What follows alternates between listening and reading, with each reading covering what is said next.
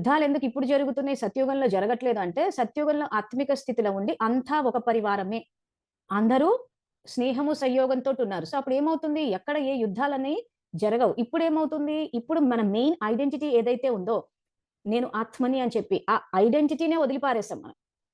So, నేను Indian, నేను పాకిస్తాను, నేను చైనీస్ అని చెప్పి ఆ డివిజన్ వచ్చేసినప్పుడు ఏమైపోయింది, హేట్రెడ్ పెరిగిపోయింది. సో, దృష్టి ద్వారా సృష్టి. సో, దృష్టికోణం ఏంటిక్కడ? ద్వేష భావన, కోపము. సో, ఖచ్చితంగా ఆ తరంగాలు వెళ్ళినప్పుడు అటువంటివే రిఫ్లెక్ట్ అయినప్పుడు ఖచ్చితంగా వాళ్ళు హింసకే పూనుకుంటున్నప్పుడు ఇంకా ఆయుధాలన్నీ సమకూర్చుకోవాల్సొచ్చింది.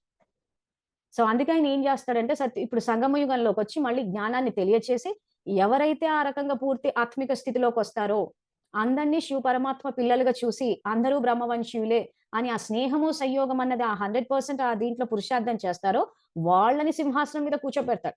ఆ సింహాసనం మీద కూర్చున్నోళ్ళు పక్కా ఉంటారు గాబట్టి రాజ్యాలన్నీ సక్రమంగా నడుస్తాయి.